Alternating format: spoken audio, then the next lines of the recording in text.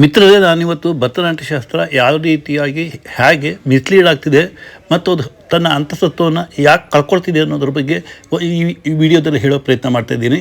ದಯವಿಟ್ಟು ತಾವು ಈ ವಿಡಿಯೋನ ಸಂಪೂರ್ಣವಾಗಿ ನೋಡಿ. ಇದಕ್ಕೆಲ್ಲ ಯಾರು ಟೀಚರ್ಸ್ ಕಾರಣನೋ, ಯೂನಿವರ್ಸಿಟಿಗಳ ಕಾರಣನೋ, ಸಿಲೆಬಸ್ ಕಾರಣನೋ ಅಥವಾ ನಾಟ್ಯಶಾಸ್ತ್ರದ ಮೂಲದಲ್ಲಿಯೇ ಅಂತಹ ಒಂದು ಕೊರತೆ ಇದೆಯೋ ಎಲ್ಲವನ್ನೂ ತಿಳಿಯುವ ಪ್ರಯತ್ನವನ್ನು ಮಾಡೋಣ. ತಪ್ಪದೇ ದಯವಿಟ್ಟು ನಮ್ಮ ಈ ವಿಡಿಯೋವನ್ನು ನೋಡಿ ನಿಮ್ಮ ಅನಿಸಿಕೆ ಅಭಿಪ್ರಾಯಗಳನ್ನು ತಪ್ಪದೇ ನಮ್ಮ ಕಾಮೆಂಟ್ ಬಾಕ್ಸ್ನಲ್ಲಿ ಹಾಕಿ. ಇಲ್ಲಿವರೆಗೆ ನೀವು ನಮ್ಮ ಚಾನಲ್ಗೆ ಸಬ್ಸ್ಕ್ರೈಬ್ ಆಗದಿದ್ದರೆ ದಯಮಾಡಿ ಸಬ್ಸ್ಕ್ರೈಬ್ ಆಗಿ, ಲೈಕ್ ಮಾಡಿ, ಶೇರ್ ಮಾಡಿ. ಮಿತ್ರರೇ, ನಮ್ಮ ಸಂಪ್ರದಾಯ, ಆಚರಣೆ ಮತ್ತು ನಂಬಿಕೆಯಲ್ಲಿ 3 ಪ್ರಮುಖವಾದ ಸ್ಥಾನಗಳು. ಒಂದು ಮಾತೃದೇವೋಭವ, ಪಿತೃದೇವೋಭವ, ಗುರುದೇವೋಭವ.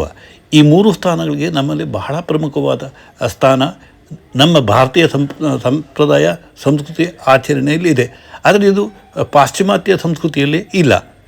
ದುರದೃಷ್ಟಕರವಾದ ಸಂಗತಿ ಏನು ಅಂತಂದರೆ, ಸ್ವಾತಂತ್ರ್ಯ ನಂತರ ಭಾರತದಲ್ಲಿ ಯಾವಾಗ ಮೆಕಾಲೆ ಎಜುಕೇಷನಲ್ ಸಿಸ್ಟಮ್ ನಮ್ಮ ಸರ್ಕಾರ ಇಂಪ್ಲಿಮೆಂಟ್ ಮಾಡ್ತೋ, ಅಲ್ಲಿಂದ ಏನಾಯಿತು, ಹೆಚ್ಚು ವೆಸ್ಟರ್ನ್ ಶೈಲಿಯ ಆಕ್ಸ್ಫರ್ಡ್ ಯೂನಿವರ್ಸಿಟಿ ಅಥವಾ ಅಕಾಡೆಮಿಕ್ ಕಲ್ಚರ್ ಏನು ನಮ್ಮಲ್ಲಿ ಶುರುವಾಯಿತು, ಅದರ ಪ್ರಭಾವ ಭಾರತೀಯ ಸಂಸ್ಕೃತಿ, ಭಾರತೀಯ ನಾಲೆಡ್ಜು, ಭರತನಾಟ್ಯ ಶಾಸ್ತ್ರ ಎಲ್ಲ ಶಾಸ್ತ್ರೀಯ ಕಲೆಗಳ ಮೇಲೂ ಕೂಡ ಅದರ ಪರಿಣಾಮ ಬೀರಕ್ಕೆ ಶುರುವಾಯಿತು.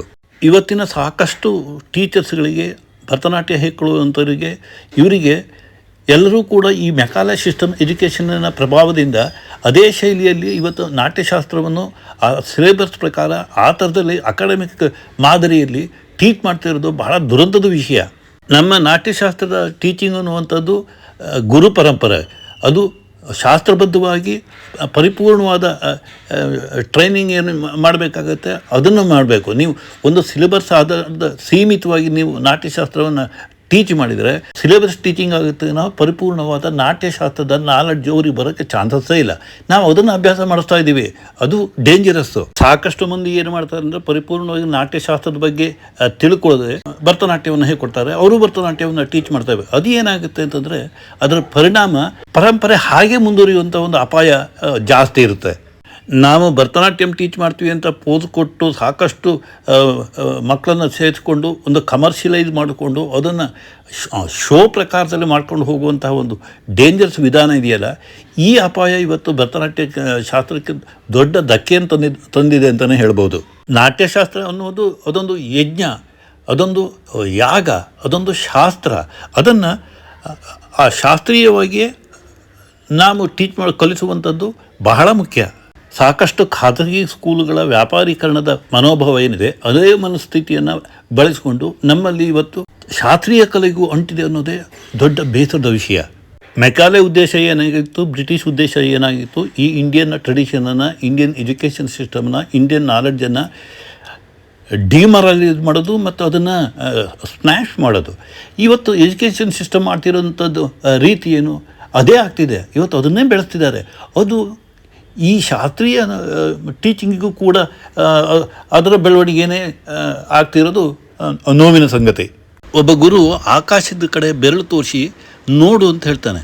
ಆದರೆ ವಿದ್ಯಾರ್ಥಿ ಏನು ಮಾಡ್ತಾನೆ, ಮೊಣಕೈ ನೋಡ್ತಾನೆ, ಕೈ ನೋಡ್ತಾನೆ, ಹಾಗೆ ಬೆರಳು ನೋಡ್ತಾನೆ, ಮುಗೀತು. ಆದರೆ ಅವನು ಆಕಾಶದ ಕಡೆ ನೋಡೋಕ್ಕೆ ಹೋಗೋದಿಲ್ಲ. ಇಲ್ಲಿ ಶಿಷ್ಯರು ಗುರು ಆಕಾಶದ ಕಡೆ ಬೆರಳು ತೋರಿಸಿದಾಗ ಆ ಬೆರಳಿನವರೆಗಷ್ಟೇ ನೋಡೋದನ್ನು ಅಭ್ಯಾಸ ಮಾಡ್ಕೊಂಡಿದ್ದಾರೆ. ಆಕಾಶದಲ್ಲಿ ಏನಿದೆ ಅದನ್ನು ಯಾಕೆ ತೋರಿಸ್ತಿದ್ದಾರೆ ಅನ್ನೋದ್ರ ಬಗ್ಗೆ ಗಮನ ಹರಿಸೋದೇ ಇಲ್ಲ. ಅದರಿಂದ ಆ ವಿಸ್ತಾರವಾದ ಯೋಚನೆಯಿಂದ ಲಿಮಿಟಾಗಿ ತಮ್ಮನ್ನು ರೆಡಿ ಮಾಡ್ಕೊಂಡಿದ್ದಾರೆ. ಮತ್ತು ಇವತ್ತಿನ ಶಿಕ್ಷಣ ವ್ಯವಸ್ಥೆಯೂ ಕೂಡ ಅವರನ್ನು ಅದೇ ಲಿಮಿಟಲ್ಲಿ ಸಿಕ್ಕ ಹಾಕಿಸಿದೆ. ನಿಮ್ಮ ಮಕ್ಕಳು ನಿಮ್ಮ ಮಕ್ಕಳಲ್ಲ, ಆಕಾಶದಲ್ಲಿ ಚಿಮ್ಮುವ ಪುಷ್ಪ ಬಾಣಗಳು, ಆಕಾಶದಲ್ಲಿ ಕಾಣಿಸುವ ನಕ್ಷತ್ರಗಳು. ನಾವು ಬಿಲ್ಲುಗಳಾಗೋಣ. ನಾವು ಇದನ್ನು ಮಕ್ಕಳಿಗೆ ಹೇಳೋದೇ ಇಲ್ಲ, ನಾವು ಆ ಕಾನ್ಫಿಡೆನ್ಸ್ ಕೊಡೋದೇ ಇಲ್ಲ. ನಾವೇನು ಮಾಡ್ತೀವಿ, ಕರ್ವ್ ಮಾಡ್ತೀವಿ ಅವ್ರನ್ನ. ಸಾಕಿಷ್ಟು ನಾಲೆಡ್ಜು, ಸಾಕು, ಇಷ್ಟು ಓದಿದ್ರೆ ಸಾಕು, ಇಷ್ಟು 90 ಮಾರ್ಕ್ಸ್ ತಗೋಬೇಕು, 100 ಮಾರ್ಕ್ಸ್ ತಗೋಬೇಕು, ರ್ಯಾಂಕ್ ಬರಬೇಕು, ನಿಂಗೆ ಕೆಲಸ ಸಿಗುತ್ತೆ. ಈ ಥರದಲ್ಲಿ ನಾವು ಅವ್ರನ್ನ ತಯಾರು ಮಾಡ್ತೀವಿ. ವಿವೇಕಾನಂದರು ಹಡನಲ್ಲಿ ಹೋಗ್ತಿದ್ದಾಗ ಅವರಿಗೆ ಜಮ್ಶೆಡ್ ಟಾಟಾ ಮೀಟ್ ಆಗ್ತಾರೆ. ಆವಾಗ ಸಹಜವಾಗಿ ಕೇಳ್ತಾರೆ, ನೀವು ಎಲ್ಲಿ ಹೋಗ್ತಾ ಇದ್ದೀರಾ? ನಾ ಹಿಕ್ಕೇನಾಗ ಹೋಗ್ತಾ ಇದ್ದೀನಿ. ಏನಕ್ಕೆ? ಒಂದು ಮಿಷನ್ ತರಬೇಕು. ಓ ಹೌದಾ? ಸ್ವಲ್ಪ ಮೌನ ಆಗ್ತಾರೆ. ಆಮೇಲೆ ಬಂತು, ಅದನ್ನು ಯಾಕೆ ಇಂಡಿಯಾದಲ್ಲೇ ನೀವು ತಯಾರು ಮಾಡಬಾರ್ದು? ಜಮ್ಶೆಟ್ ಅವ್ರ ಪಾಡಿಗೆ ಅವರು ಹೋಗಿ ಮಿಷನನ್ನು ತರ್ತಾರೆ. ತಂದಮೇಲೆ ಆಮೇಲೆ ಸ್ಟಾರ್ಟ್ ಮಾಡ್ತಾರೆ ಟಾಟಾ ಇನ್ಸ್ಟಿಟ್ಯೂಟ್ ಆಫ್ ಸೈನ್ಸ್. ಇವತ್ತು ಟಾಟಾ ಸಂಸ್ಥೆ ಎಷ್ಟು ದೊಡ್ಡ ಮಟ್ಟದ ಟರ್ನೋವರನ್ನು ಅದು ಮಾಡ್ತಾಯಿದೆ, ಎಷ್ಟು ಜನಕ್ಕೆ ಉದ್ಯೋಗಗಳನ್ನು ಕೊಡ್ತಾ ಇದೆ, ಎಷ್ಟು ಕುಟುಂಬಗಳನ್ನು ಕಾಪಾಡ್ತಾ ಇದೆ. ಸೊ ಒಂದು ಮಾತು ಹೆಂಗೆ ಸ್ಪಾರ್ಕ್ ಆಗುತ್ತಂದರೆ, ಒಬ್ಬ ಮನುಷ್ಯನ ಬದುಕಿನಲ್ಲಿ ಆ ಸ್ಪಾರ್ಕಿಂಗ್ ಆಗೋದಿಲ್ಲ, ಅದು ಭಾರತೀಯ ನಾಲೆಡ್ಜ್.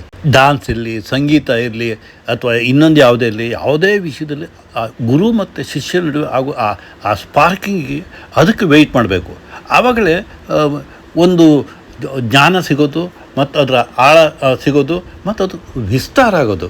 ಅದನ್ನು ಮಿಸ್ ಮಾಡ್ಕೊಳ್ಳೋದು ಇವತ್ತು ಅರ್ಥ ಆಗದೆ ಇರ್ಬೋದು, ಈ ಕ್ಷಣಕ್ಕೆ ನಮಗದು ತಿಳಿದೇ ಇರ್ಬೋದು, ಆದರೆ ಯಾವುದೋ ಟೈಮಿನಲ್ಲಿ ನಮಗದು ಆ ಸ್ಪಾರ್ಕ್ ಆಗಿಬಿಡ್ಬೋದು. ಆ ಕ್ಷಣ ನಮ್ಮನ್ನು ಯಶಸ್ಸಿನ ಮಟ್ಟಕ್ಕೆ ತಾಣೋಗ್ತದೆ. ಇವತ್ತಿನ ದಿನಗಳಲ್ಲಿ ಇವತ್ತಿನ ಜನ್ರೇಷನ್ನಿಗೆ ನಾವು ಬರೀ ಬೆರಳನ್ನು ಆಕಾಶದ ಕಡೆ ತೋರಿಸಿದ್ರೆ ಸಾಕಾಗದೆ, ಇವತ್ತಿನ ದಿನಗಳಲ್ಲಿ ನಾವು ಅಲ್ಲಿ ಚಂದ್ರ ಇದ್ದಾನೆ ನೋಡು ಅನ್ನೋದನ್ನು ಹೇಳಬೇಕು. ಅಂತಹ ಸ್ಥಿತಿ ಇದೆ. ಆದರೂ ಕೂಡ ಇವತ್ತು ಹೇಳುವ ಅನಿವಾರ್ಯತೆ ಇದೆ. ಆ ಅನಿವಾರ್ಯತೆಯನ್ನು ಗುರುಗಳಾದವರು ಅರ್ಥ ಮಾಡ್ಕೋಬೇಕು. ನಾಟ್ಯಶಾಸ್ತ್ರದ ಪುಸ್ತಕ ಬಹುದೊಡ್ಡದು ಅಂತೇಳಿ ನಾವು ಹೆದರಿಸಿಬಿಟ್ಟು, ಇಲ್ಲ ನೀವು ಈ ಸಿಲೆಬಸ್ ಇಷ್ಟು ಸಾಕು ಅಂತ ಮಾಡಿದರೆ ಒಂದು ತಪ್ಪು ನಾಲೆಡ್ಜನ್ನು ನಾವು ಕೊಟ್ಟಾಗುತ್ತೆ. ಆ ವಿಸ್ತಾರವಾದ ನಾಲೆಡ್ಜನ್ನು ಹೇಳಿ ನೀವು ಮಿತ್ರರೇ, ಇವತ್ತಿನ ಡಾನ್ಸ್ ಕಲಿಕೆಯ ಪದ್ಧತಿಯ ಬಗ್ಗೆ ನಿಮಗೇನು ಅನಿಸುತ್ತೆ, ನಿಮ್ಮ ಅಭಿಪ್ರಾಯ ಅನಿಸಿಕೆಗಳನ್ನ ತಪ್ಪದೇ ನಮ್ಮ ಕಾಮೆಂಟ್ ಬಾಕ್ಸ್ನಲ್ಲಿ ಹಾಕಿ, ಲೈಕ್ ಮಾಡಿ, ಶೇರ್ ಮಾಡಿ. ಧನ್ಯವಾದಗಳು. Thank you.